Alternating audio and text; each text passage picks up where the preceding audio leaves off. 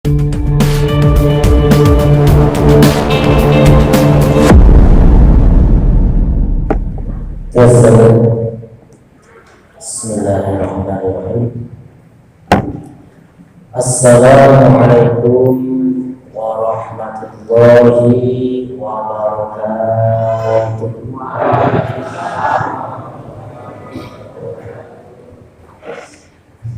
Alhamdulillahilladzi hadana li hadza wa ma kunna linahtadiya laula an hadana Allah. Asyhadu an la ilaha illallah wahdahu la syarika lahu wa asyhadu anna Muhammadan abduhu wa rasuluh. Allahumma shalli wa sallim wa barik ala sayyidina wa maulana Muhammadin wa ala alihi wa ashabihi wa man sara bi hadihi ila yaumiddin. A'udzu billahi minasy syaithanir rajim. Bismillahirrahmanirrahim. Wa ma kana mu'minun yanfiru kaffah falawla nafara min kulli firqatin minhum ta'ifatun liyatafaqahu fid-din wa liyunziru qawmahum idza raja'u ilaihim la'allahum yarji'un. Al-ayah. Amma ba'd. Hadratul mukarramin wal muhtaramin ingkang kula hormati panjenenganipun Syekh Haji Ali Mahmudi ugi panjenenganipun Al Ustaz Mulyatin lan sedaya para ustaz-ustadzah saha sedaya jamaah Masjid Al Istiqomah.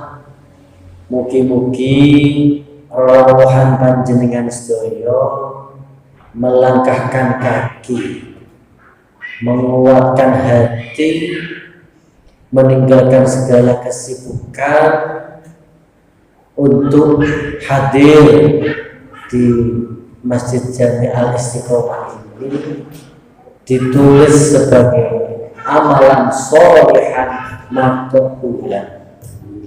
Sebagaimana sabda baginda Nabi, man salaka tariqan yaltamisu fihi ilman sahhalallahu lahu tariqan ilal jannah.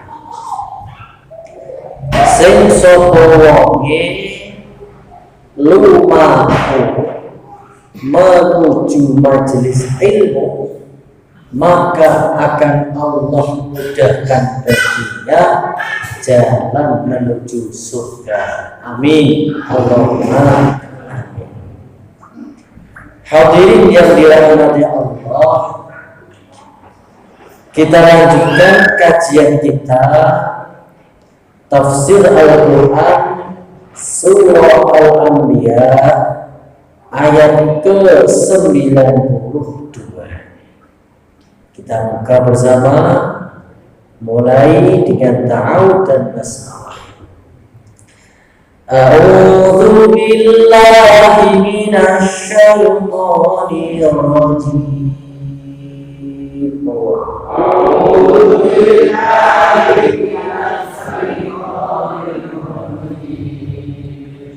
Bismillahirrahmanirrahim.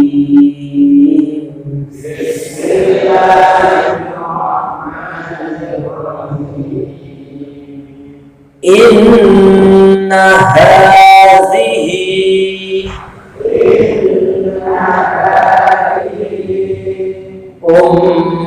ummatukum ummatan wahidatan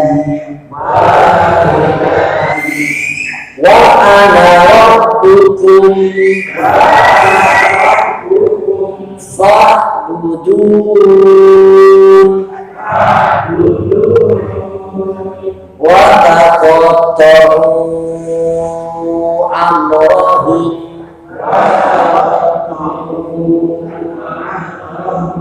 bainahum kullun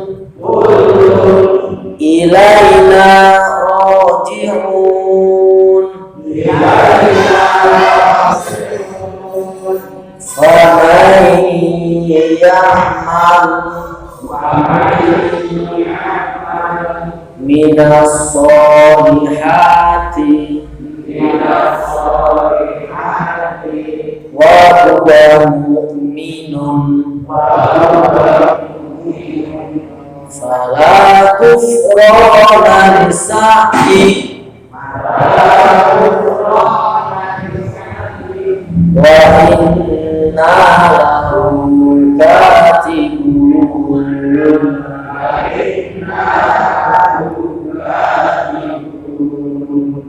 Bismillahirrahmanirrahim.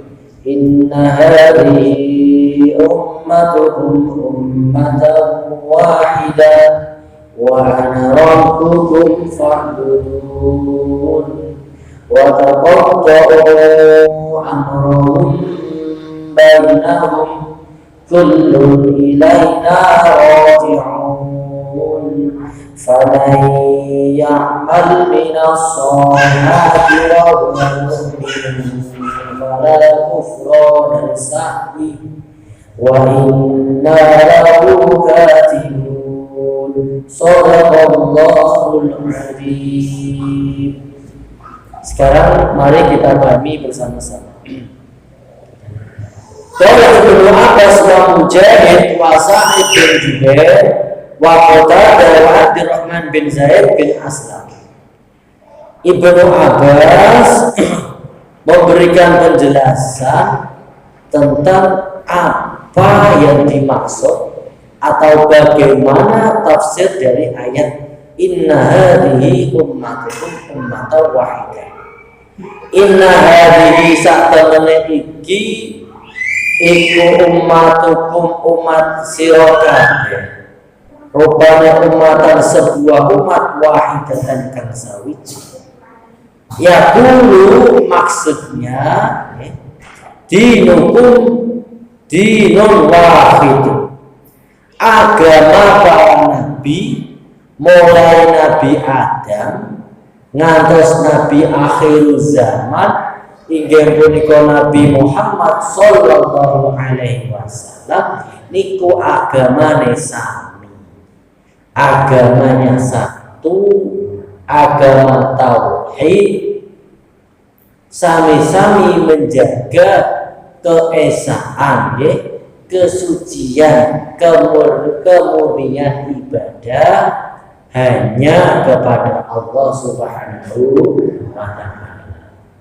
Maka tidak berbeda ajaran tauhid yang diajarkan sejak Nabi Adam kepada anaknya, kemudian yang diperjuangkan oleh Nabi Musa, terus kepada Nabi Ibrahim, sing Nabi Ibrahim niki dikenal sebagai bapaknya para nabi. Niku sami tidak ada bedanya. Nggih tetap la ilaha illallah. Niku sami. Wa qala Hasan Al-Basri, Imam Hasan Al-Basri niki termasuk tabi'in. Dia murid dari Imam Nafi'. Imam Nafi' niku muridnya Ibnu Umar. Yubayyinu lahum ma yattaqun wa ma ya'tum.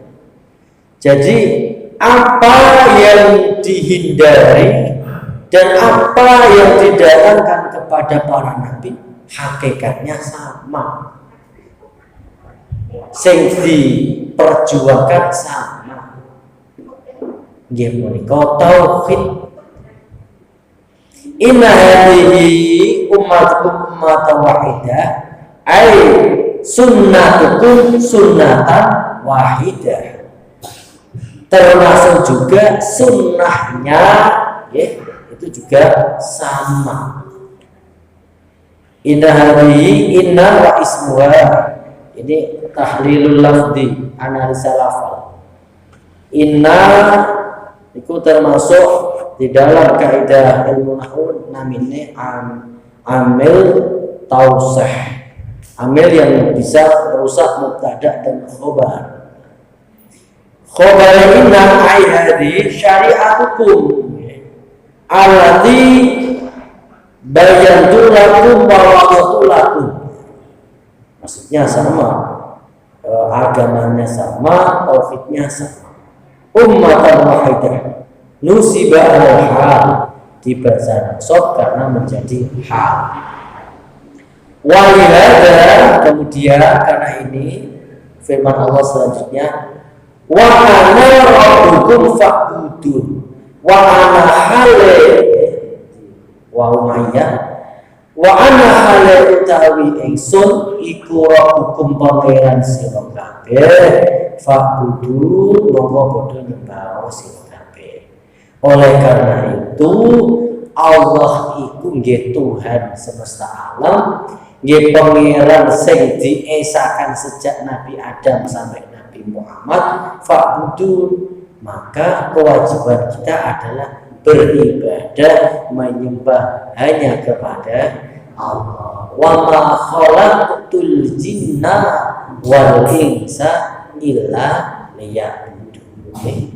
Hakikat tujuan dasar dari diciptakannya manusia dan juga bangsa jin niku semata-mata untuk mengabdikan dirinya kepada Allah Subhanahu wa ta'ala.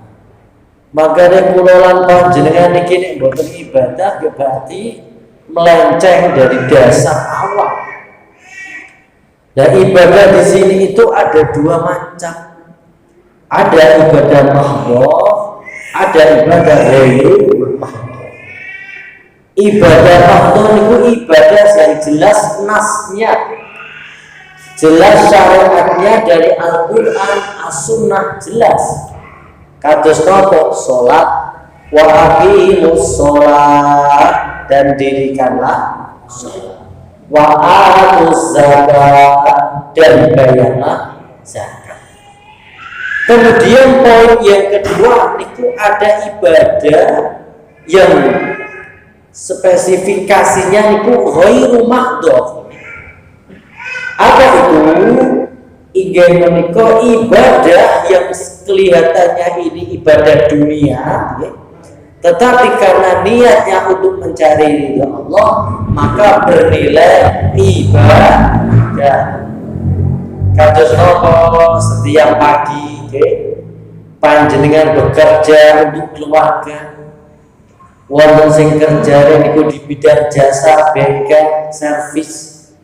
Ada yang kerjanya itu di bidang perdagangan, ada yang kerjanya itu di bidang pertanian, dan masih banyak lain jenis-jenis profesi pekerjaan.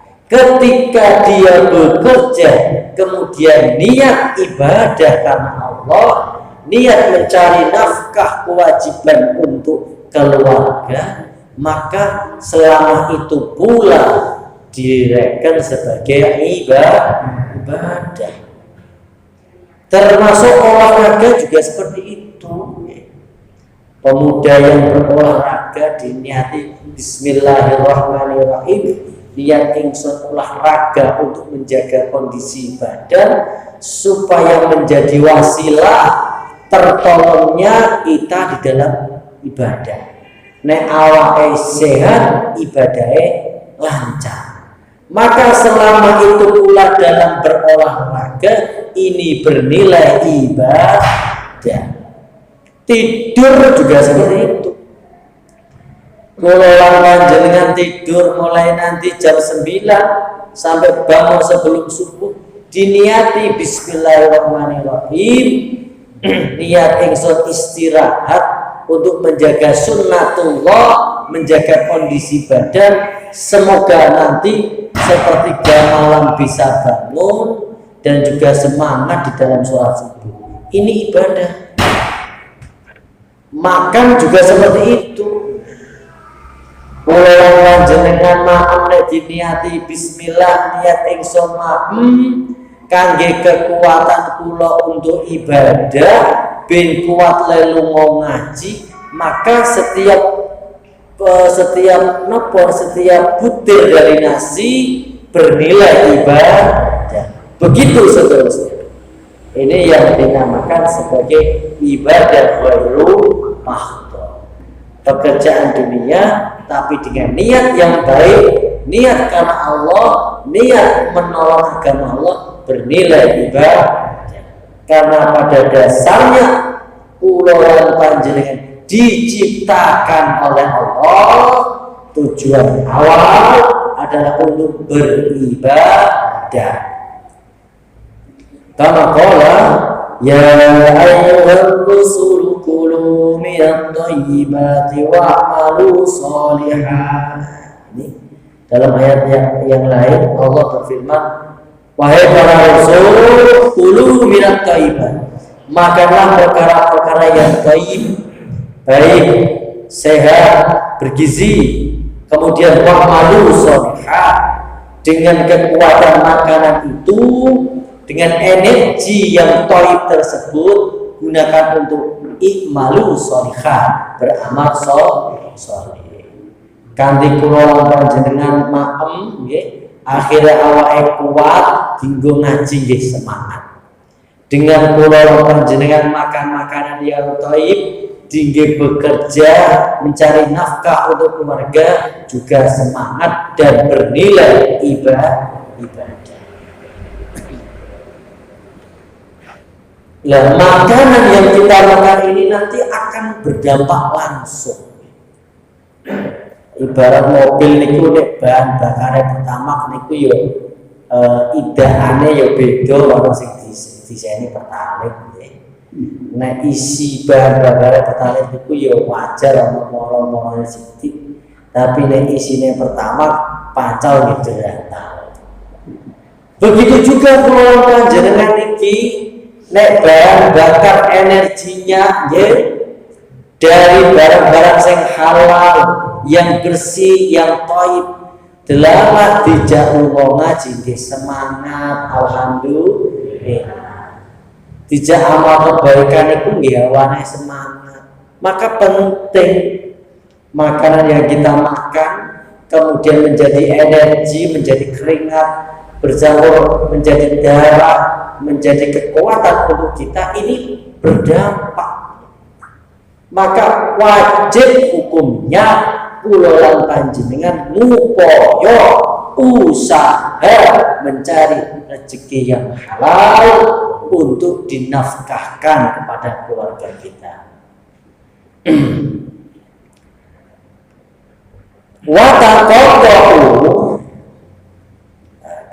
anal maksud wa ibadatullah wahidun la syarikalah bisyara'i mutanabi'atun li rusulih. Maksud dari semua penjelasan di atas adalah inti ajaran tauhidnya para nabi sama, yaitu ibadah hanya kepada Allah, tidak disyarik, tidak disekutukan dengan sesuatu apapun. Akan tetapi bisyara'i mutanabi'ah, para nabi ini membawa syariat yang berbeda-beda, caranya beda. Zaman Nabi Musa niku nek bajune terkena najis, cara mensucikannya dipotong. Jadi niki nek kena najis ketok. Nek era zaman Nabi Muhammad, cara mensucikannya cukup dicuci. Jadi kan nanti ada klasifikasi najis. Najis niku kan ada 3. Najis yang paling ringan, najis mukhafafah niku najis air kencingnya bayi laki-laki, harus laki-laki. Bayi laki-laki yang belum genap umur 2 tahun, kemudian belum maem nopo-nopo kecuali namung ASI. Niku ringan, ada diciprat-ciprati bayi selesai. Terus kemudian najis yang tengah itu najis mutawasito. Najis mutawasito nanti juga dibedakan menjadi dua, ada ainiyah dan hukmiyah. Ainiyah itu pripun? Yo sing isih ketok melok-melok, ana taine, ada kotoran, ada nopo air kencing. Isih ketok niki ainiyah. Ainiyah ini kan bahasa indera mata. Lah niki bagaimana ya dihilangin najis isih atau digebyur banyu? Hukmiyah itu secara hukumnya najisnya wis ra ketok, tapi yang bunyi isih hukumnya masih dihukumi najis. Mau ketoke ana uyuh ngene. Ambune isih bersih, ini najisnya kering. Nah, ini berarti cukup dikesut oleh air sudah bisa hukumnya. Terus najis yang berat yang mughalladhah. Nah, ini tidak bisa ditawar, yaitu dari anjing dan babi atau salah satu dari peranakannya.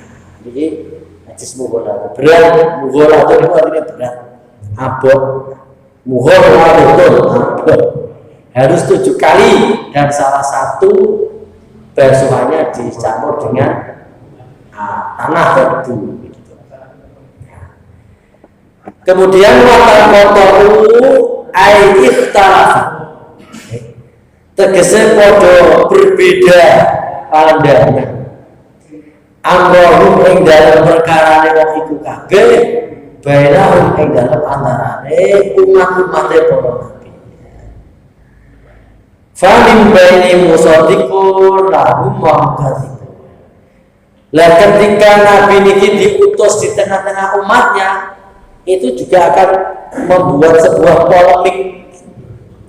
Orang sing iman, orang sing kafir. Setiap nabi konten. Ketika Nabi Nuh alaihissalam dakwah kurang lebih selama 600 tahun, niku pengikutnya tidak lebih hanya 6. Nah, niku.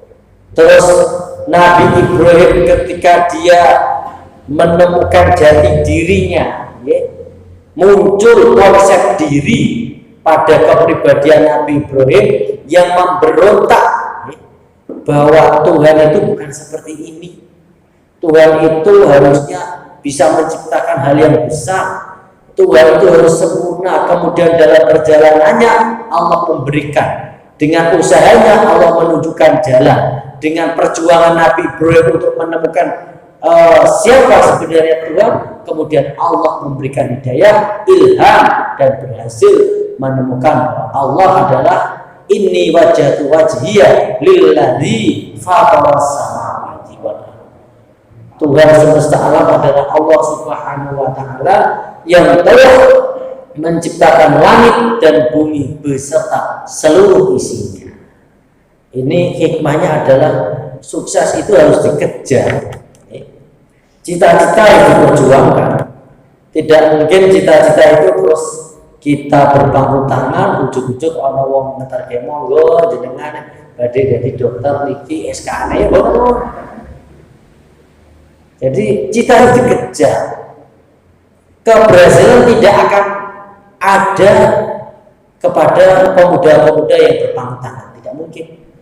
Nabi Ibrahim saja untuk mendapatkan sukses di dalam tauhidnya, beliau perjuangannya berat. Lewat berjalan oleh Babylon. Babilonia itu ya antara Tigris kali Efrat sekitar Irak, berjalan menyeberangi sampai ke wilayah Syam, sampai ke wilayah Israel, baru Allah memberikan petunjuk. Jadi harus berjalan, harus bergerak, jangan berpangku tangan. Setiap nabi selalu dihiasi dengan perselisihan. Begitu juga ketika Nabi Muhammad Sallallahu Alaihi Wasallam dakwah di tengah-tengah umatnya, banyak penolakan. Metode dakwah Nabi pertama adalah intern dulu, keluargane dikelumpukke, Bani Hasyim, Pak Lek, Pak D, Bude dikelompokno, dinasehati. Bagaimana reaksinya? Berbeda-beda. Ono sing sami na wa atona. Kami mendengar, kami taat. Ada yang sami na wa asoina. Yodumu yo krungu ning wis bablas angine mlebu kuping tengen metu kuping kiwa. Yo terus yo langsung mereaksi Abu Lahab langsung mereaksi keras. Abu Lahab itu Pak Li'e, wah Muhammad ini tidak baik, ini bertentangan dengan ajaran nenek moyang. Nah, begitu. Lah nanti juga penolong panjenengan di dalam dakwah ngoten. Guru nuturi santri ini, kiai nuturi santri, guru nuturi muridnya niku nggih pinter-pinter, ana sing mantuk ya dinakoni, ana sing mantuk ya kami lalu. Ya udah sing blas ra krungu stop ditinggal dulu. Begitu. Kullun utawi saben-saben suwiji ilaina maring ingsun iku rajiun bakal bali ayaumul kiamah ya faijazi kullu bihasbi amalihi. Setiap dari manusia sok ben mesti bakal bali maring Allah Subhanahu wa taala ya. Setiap dari mereka akan dimintai pertanggungjawaban tentang amal perbuatannya. In khairun fa khairun. Apabila amalnya baik, maka balasannya juga baik. Wa in syarrun fa syarrun. Apabila amal perbuatannya buruk, maka balasannya juga buruk. Sopo gawe becik diganjar, gawe Allah disiksa. Wahiyah iki, nah ini sambungan dari ulama qala famay ya'mal minas solihati wa huwa mu'min faman monggo utawi sapane wong ya'mal kang agawe amal minas solihati saking pira-pira amal kebagusan wa huwa ing hale utawi man wong iku mau iku mukminun muka iman. Maksudnya iman bagaimana? Ai qalbuhu musaddiqun, maksudnya hatinya membenarkan dengan segala syariat yang dibawa oleh Rasulullah. Wa amila amalan sholihan lan gelem ngamal soleh, maka bagaimana? Fala kufrona, monggo ora ana penghapusan iku mau lisahihi maring usahane. Sinten tiyang sing gelem amal sholih dan dia adalah orang sing beriman, maka Allah tidak akan menyia-nyiakan perjuangannya. Jadi amal sholih niku kudune iman. Amal sholih nek ora iman ya sama saja. Lawala, ra kono ra kene, alias ora oleh apa. Makanya iman itu adalah kepalanya kebaikan setiap perbuatan. Seseorang yang berbuat baik sebanyak apapun, tapi ini orang iman, yang namanya tidak diterima. Ibarat passwordnya itu tidak ngonek. Nek di breakot ngeten ora metu. Meskipun apa itu HP-nya canggih tapi nek ditokno ngene ora ono kodene ya.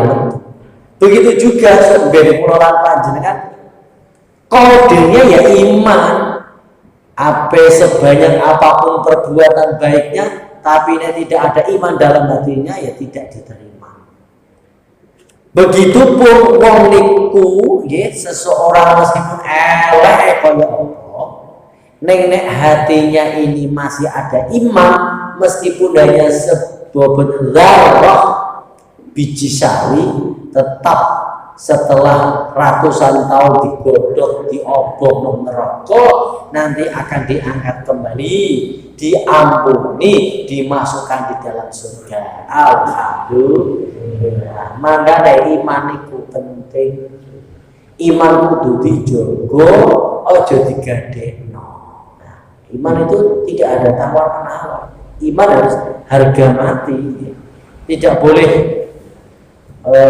di kiwa, di anak tirika tidak boleh, karena iman itu adalah kunci dari segala kebaikan. Kebaikan apapun kalau tidak ada iman sia-sia. Inna la nudi'u, inna satamane ingsun iku la nudi'u ora niya-niyakaken ajrun ing ganjarane wong ahsana kang gawe bagus apane amalan ngamale. Gusti Allah tidak akan menyia-nyiakan sedikit apapun. Gusti Allah pasti akan memberikan penghargaan setiap amal solih yang telah dikerjakan. Wa inna lan sadamane ingsun lahu kaduwe menungso iku kadibuna dan nulis. Jadi amal manusia itu terbukukan. Semua perbuatan manusia itu terdokumentasikan, hari, tanggal, jam, semuanya profesional. Malaikat ini di dalam mengaudit perbuatan kita itu data lengkap, mulai dari tulisannya, jam ada semua, terus ada rekaman videonya, filenya ada. Kemudian juga bukti yang paling nyata adalah bukti dari anggota badan manusia. Al-yawma nakhtimu ala afwahihim wa tukallimuna aydihim wa tashhadu arjuluhum bima kanu yaksibun. Bukti yang tidak bisa terbantahkan yang paling kuat adalah dari anggota badan kita. Niki sampeyan akan bersaksi dan mulut dikunci. Sebab lidah itu adalah anggota badan yang paling setia membela majikannya. Seburuk apapun majikannya tetap akan dibela oleh lidah. Maka lidah itu anggota badan yang paling tidak diterima kesaksiannya sok ben dino kiamat. Sebenarnya kalau panjenengan itu sakit makrifat dengan kahanan dunia. Ketika di dalam pengadilan, hakim itu tidak akan menerima dengan ucapan Pak ini saya ini tidak terima. Pasti harus ada bukti, harus ada buktinya apa. Karena kalau hanya omongan, nah itu bisa dibuat. Maka di dalam memutuskan pidana ataupun perdata itu harus ada bukti. Niku lagi di pengadilan dunia, napa malah sampai pengadilan akhirat. Lanjut. Wa haramun ala qaryatin ahlaknaha annahum la yarji'un. Wa haramun lan wajib. Haram di sini maknanya wajib. Ala qaryatin ing atase ahli qaryah, penduduk desa, kota atau juga negara. Apa maksudnya? Qala Ibnu Abbas. Ibnu Abbas memberikan penjelasan. Wajib tegese haramun niku wajib, yakni qadar teman-teman yang wis mampu anak ayat qaryatin ahlahu annahum la yarji'un ila dunya qabla yaumil qiyamah. Penduduk suatu kota, desa ataupun negara niki tidak akan mampu kembali lagi. Nek wis mati ya wis ora iso mulih meneh. Hakadha saraha Ibnu Abbas wa Abu Ja'far al-Baqir wa Qatadah wa ghairu wahid.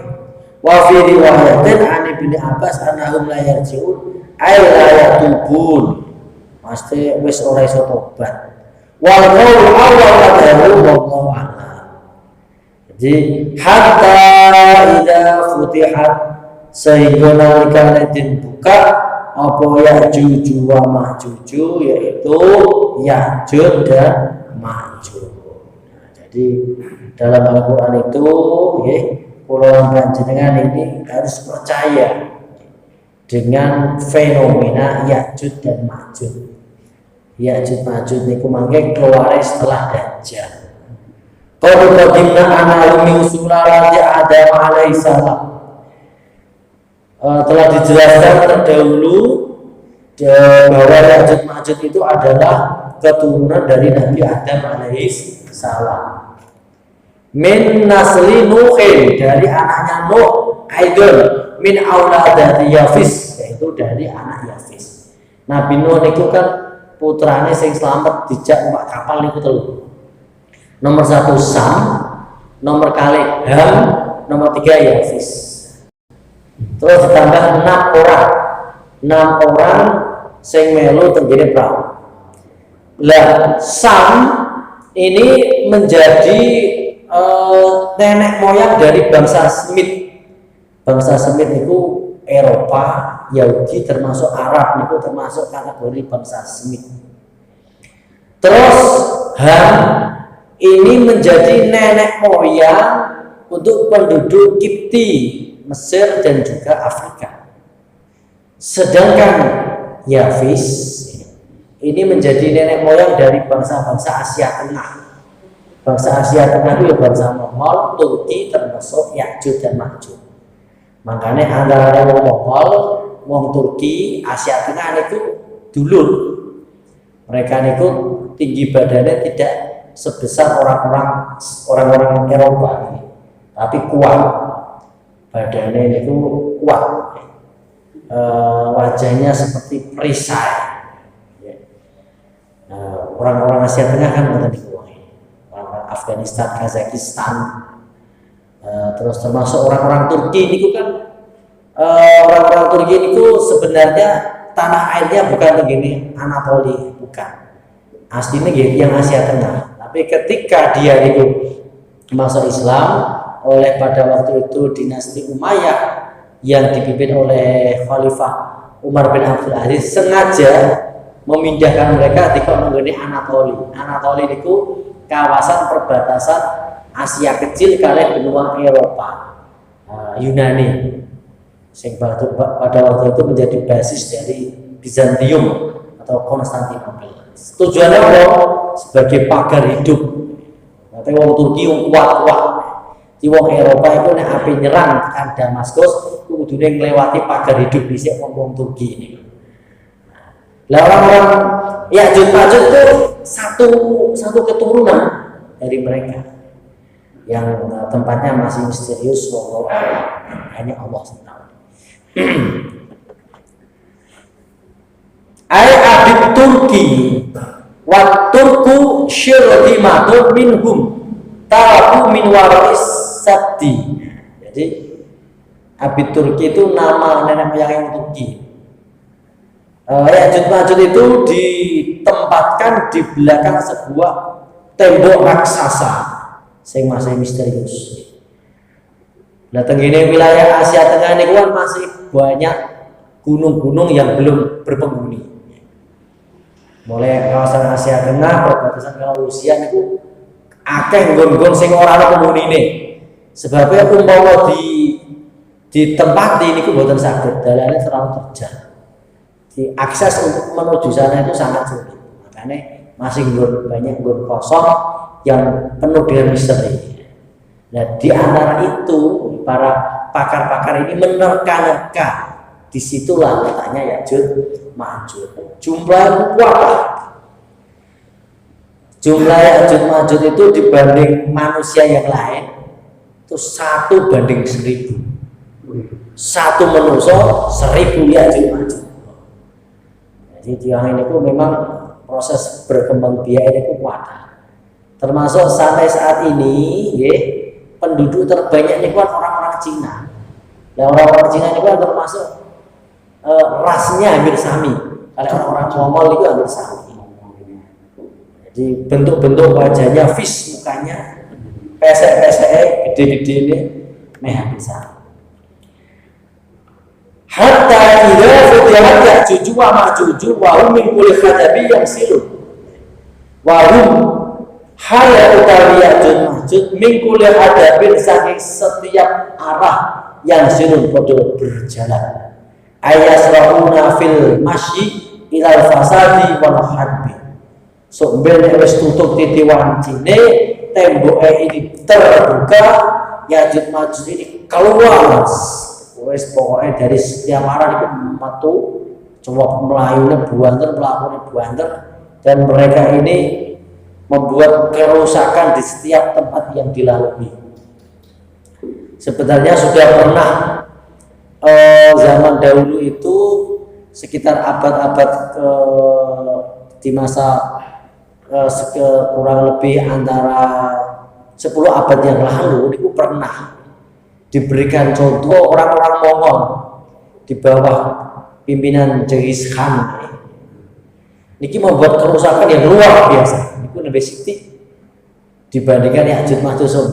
Jadi bangsa Mongol, bangsa Tatar itu keluar dari wilayah-wilayah sekitar Mongolia, niki menyerbu Khawarizmia, menyerbu Iran, bahkan Baghdad dan sampai Eropa itu dirusak semua. Lah sampai Ya'juj Ma'juj itu dulure wong Mongol itu lebih dahsyat kerusakannya dibandingkan yang telah dilakukan oleh bangsa Mongol. Mongol itu nek berperang terus jasad-jasad musuh itu ditumbuk sebagai kebanggaan.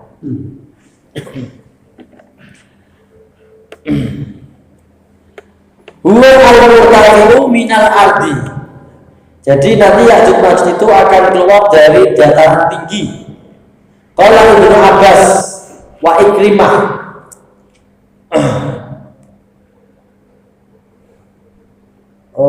wa Abu Shalih wa Sauri wa ghairuhum mati sifatum fi hal khurujim ka ana sami'a musyahidun lidalik. Ketika Nabi menceritakan keadaan bagaimana Ya'juj Ma'juj keluar, niku seakan-akan beliau melihat di dalam menceritakan itu jelas. Hadza ikhbaru 'ala makana wa ma yakunu alladhi ya'lamu ghaibas samawati wal ardi la ilaha illa hu. Wa qala Ibnu Jurayj hadatsana Muhammad bin Musanna hadatsana Muhammad bin Ja'far hadatsana Subhan Abdullah bin Abi Yazid qala ra'a Ibnu Abbas sibyana yanzu ba'dhum ala ba'din yarabuna. Faqala Ibnu Abbas hadza yakhruju Ya'juj wa Ma'juj. Ini ada cerita. Suatu saat Ibnu Abbas niku weruh menyaksikan cah cilik dolanan. Gambarane cah cilik dolanan niku kados pundi? Dolanan semua melayu pindah. Ibnu Abbas mengatakan sobe Ya'juj Ma'juj niku metune koyo ngene iki. Koyo cah sekolah. Terus bel pulang berdiri, melayu banyak banget. Tempat sampah derah, buku tiba derah, apa meneh? Toples tidak kabeh. Cacile nek metu kon sekolah melayu. Jadi sembarang kembang-kembang lagi berarti pot-pot ya derah gitu. Yes, kurang lebih seperti itu nanti gambaran Ya'juj Ma'juj ketika keluar. Langsung meluai terus sambil merusak. Bahkan ada sebuah hadis itu makanya diterangkan begini. Ketika keluar itu Ya'juj Ma'juj onten kali niku banyune dumbe, saking akeh wonge, dumbe kok entek. Padahal sumber tambang ini diombe awal zaman Yahono dan awal zaman Mbah Hanan ngantos sakniki ora entek. Ya. Niku gua Bandung nggih sami. Ning sok benek Ya'juj Ma'juj ngombe niku entek, langsung entek. Rombongan yang belakang teko rauman. Rombongan Ya'juj Ma'juj maksudnya. Wah, ketok iki biyen ana banyu mungkin ati pake kali kok entek. Diombe rombongan sing ngarep. Gambaran Ya'juj Ma'juj iku sosok manusia sing tanpa aturan, jumlah pirang-pirang sukane membunuh, membuat kerusakan.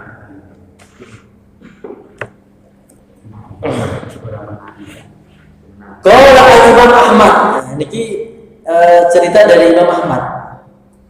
Yaqulu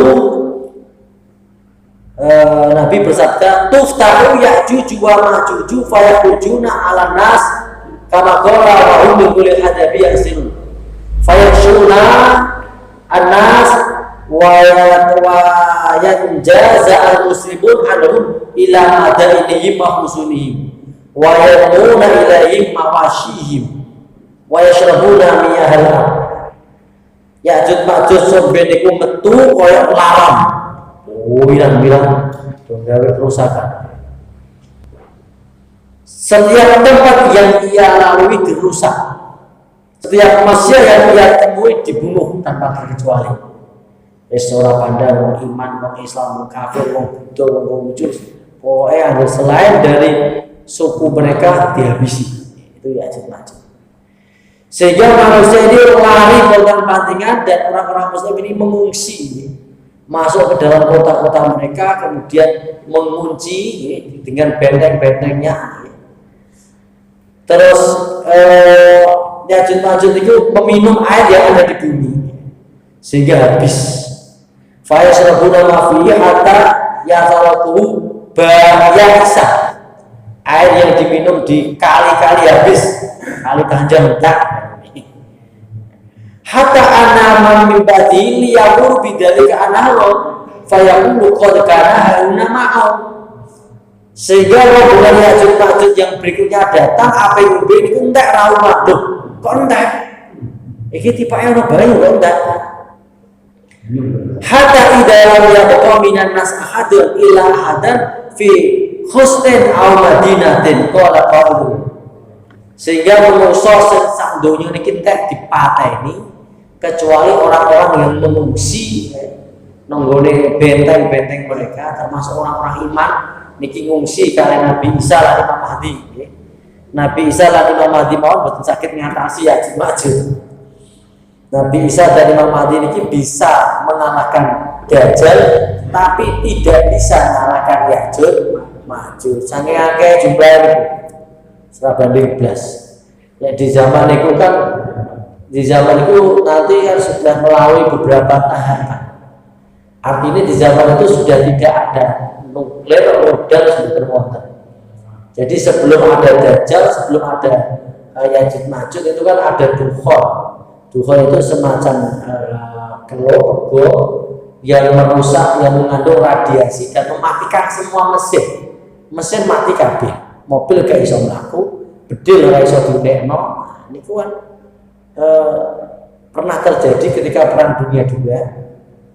Ketika pasukan Jerman niki ngepung Rusia, di saat itu turun salju yang sangat dingin, saking atis bedil ra kuat muni, bedil ra kuat muni, meriam ora kuat muni, bahkan Jerman itu kan terkenal pasukan panzer, artinya pasukan kavaleri ini kuat. Wong Jerman itu sebutannya tim panzer, artinya ini tank ini paling akeh, paling ketika perang darat itu paling menangani pasukan Jerman. Nah, ketika dia berada di wilayah sekitar Moskow yang sangat dingin, mati mesinnya, ora iso diunekno, sehingga membuat kekalahan telak bagi pasukan Jerman. Lah sopir itu kurang lebih seperti itu, muncul seperti dukhon, semua mesin, alat komunikasi, radar semuanya mati semua. Nopo sing tenggene luar niku satelit mati semua. Setelah itu ada Dajjal, kemudian ada Ya'juj Ma'juj. Maka ketika Ya'juj Ma'juj keluar itu sudah tidak ada senjata apa-apa. Yurana bedil, yurana apa. Menggono bedil kali beroto. Betul enten. Benar-benar tidak ada sama sekali. Terus bagaimana kali Nabi Isa kali Imam Mahdi niki dundumo, kemudian Allah Subhanahu wa taala sebelumnya ngeten Ya'juj Ma'juj itu sombong. Dia ngomong wis iso ngalahno wong sak donya kabeh. Sak donya manusia yang ada di bumi telah kita kalahkan. Sekarang kita orang duwe musuh. Ayo dulu musuh nang langit. Saking ramah musuh. Terus mereka mengambil anak panah, bareng-bareng niku memanah arah langit. Bareng manah arah langit, ya niku delalah dilulu karo pangeran. Delalah anak panah niki mudhun niku ya ora teh. Berarti makhluk-makhluk yang ada di langit itu terluka dengan panah-panah mereka. Niku hebat. Jadi memang sebelum Ya'juj Ma'juj itu terkenal orang-orang Mongol di zaman biyen. Itu terkenal permainan anak panahnya itu paling pintar. Musuh-musuh yang Mongol itu paling apes perang anak panah. Termasuk orang Eropa, kelas orang Eropa itu ketika diserbu karo Mongol, niku dihujani anak panah. Jadi mana niku kan betul kok bedil. Mana niku kan pinter membaca arahnya. Mana iki di dhuwur gitu. Betul tinggi itu niki betul di dhuwur. Wah anginnya marah berhenti terus Terus kayak udah, utuk. Itu keahliannya ngomong. Jadi ketika mengalahkan benteng-bentengnya orang-orang Eropa dan bahkan benteng-benteng Khawarizmiyah orang Islam itu dengan hujan anak panah. Padahal orang-orang Eropa itu terkenal orang Romawi itu pasukan Spartan. Pasukan Spartan itu terkenal dengan niki. Nek koyo saiki niku ya polisi anti huru-hara. Di sing ngarep ana perisaine terus sing mburi nutupi mubeng terus. Niku bakal kuat tembus ditembus karo saking pintere ngomong. Nah itu. Nah, nanti Ya'juj juga akan mempraktekkan keahlian mereka. Wong aja dulure. Ya'juj karo Mongol itu dulure. Jadi skill kemampuan itu ya hampir sama. Itu manah mendur. Manah mudun itu yang gede. Pancen dilulu karo Allah Subhanahu wa taala istidraj. Kemudian setelah itu Nabi Isa, Imam Mahdi berdoa kepada Allah untuk meminta pertolongan. Mereka mengungsi di Bukit Sinai. Bukit Sinai itu perbatasan antara Mesir kali Israel. Berarti pegunungan antara benua Asia kali benua Afrika. Kulo dereng nate mriko nek gambaran petane niku wonten. Gambaran petane niku wonten. Berdoa akhirnya Allah Subhanahu wa taala niki nurunke kewan sing cilik yaitu berupa sel, sindan penyakit virus bakteri. Akhirnya terkena virus tuh mati. Makanya kadang-kadang orang-orang besar itu kalah dengan sepele. Orang-orang besar hebat, kuat, terimane niku kalah karo sepele. Seperti kita pernah mendengar Alexander the Great, Alexander Agung ini kan rajane orang Yunani yang terkenal. Udah perang menang terus mentai Persia, tapi ternyata mati ini sepele, cokot nyamuk malaria mati. Hebat. Alexander the Great itu hebat, terkenal, diagung-agungkan. Jadi ini pimpinan zaman biyen itu ora pimpinan zaman saiki. Pimpinan zaman biyen itu sekaligus panglima perang. Jadi dia harus kuat. Nyatane mati ini hanya sepele. Begitu juga Ya'juj dan Ma'juj sing hebat kaya ngono matine trimo gudiken cara bahasanya. Gudiken entek kabeh mati. Begitu. Nah, ya kita tarik kesimpulan sebelum kita akhiri. Kesimpulan mulai dari inna hadhihi umat. Kesimpulan pertama, agama yang dibawa para nabi dan rasul sejak Nabi Adam sampai akhir zaman Nabi Muhammad sama, tauhidnya sama, yang berbeda syariatnya. Terus kesimpulan yang kedua, bahwa wataqatu amru bainahum. Setiap perjuangan nabi dan rasul dan juga para umatnya ke belakang nanti, setiap perjuangannya akan dihiasi oleh perselisihan. Ono sing manut, ono sing bangkang. Kesimpulan yang ketiga, kullun ilaina rajiun. Setiap umat nanti akan kembali kepada Allah dan akan dimintai pertanggungjawaban. Sopo sing amale baik, balasannya baik. Sopo sing amale buruk, balasannya juga buruk. Kesimpulan yang kelima, wa inna lahu katibun, bahwa setiap amal perbuatan manusia dibukukan, didokumentasikan sebagai alat bukti di hari pembalasan. Yang keenam, wa haramun ala qaryatin alaknaha annahum la yarji'un, bahwa setiap umat ini nanti akan mendapatkan ujian yang berbeda-beda dari Allah. Sehingga ujian yang terdasar adalah keluarnya Ya'juj dan Ma'juj. Nah, itu ujian yang terdasar. Ya'juj Ma'juj adalah juga manusia sebagaimana kita, dari anak Adam, dari anak Nuh, Yafis, yang sampai sekarang tempatnya masih tersembunyi. Wallahu a'lam. Kata semoga bermanfaat. Kiranya mengikut juga bermanfaat. Akhirul kalam wal afu minkum wassalamualaikum warahmatullahi wabarakatuh. Kifatul majlis, subhanallahumma wa bihamdika asyhadu an la ilaha illa anta wa bihamdika astaghfiruka wa atubu ilaik.